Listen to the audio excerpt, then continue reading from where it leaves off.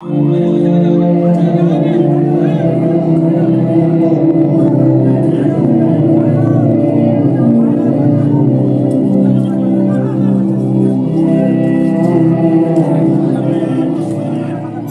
লোক মানসিকভাবে কতটা বিকারগ্রস্ত হলে এমন নৃশংসভাবে কাউকে হত্যা করতে পারে? না, এই মৃত্যু উপত্যকা আমাদের দেশ না, এভাবে চলতে পারে না। আর কত খুন ঝরলে, আর কত ধর্ষণ, গণধর্ষণ, অন্যায় অপরাধ হলে আপনি বিদ্যমান অবকাঠামোর পরিবর্তন চাইবেন? যে অবকাঠামো তৈরি হয়েছে নিরপরাধ মানুষকে শাস্তি দেওয়ার জন্য, ধনী আর ক্ষমতাসীনরা যাকে নিজেদের মতো করে ব্যবহার করে। দেশটা আর কতটুকু পাপের রাজ্যে তলিয়ে গেলে আপনি বলবেন শরিয়াই সমাধান? সত্য বলতে এই মুসলিম বিশ্বে গণতন্ত্রের চেয়ে সবচেয়ে বড় অভিশাপ আর কিছুই নেই। এই গণতান্ত্রিক সমাজে থেকে আমরা মনস্তাত্ত্বিকভাবে সাম্রাজ্যবাদীদের দাসে পরিণত হয়েছি। তাদের চক্ষুশূলে পরিণত হব বলে আমরা সিদ্ধান্ত নিতে ভয় পাই।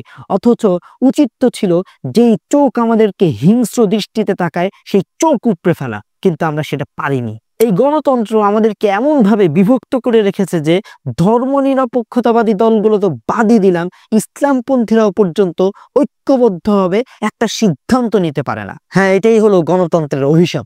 মনে রাখবেন, ওয়াল্লাহু ইয়ালামু ওয়া আনতুম লা তা'লামুন। আল্লাহ জানেন, আমরা জানি না। আল্লাহ জানেন মানুষের ফিতরাত কি, মানুষের সামগ্রিক চাহিদার ব্যাপারে আমাদের চেয়ে তিনি ভালো জানেন। এজন্যই তো তিনি শরিয়ার মতো মহামূল্যবান নিয়ামত আমাদেরকে দান করেছেন, কিন্তু আমরা সেটার কদর কতটুকু করতে পেরেছি?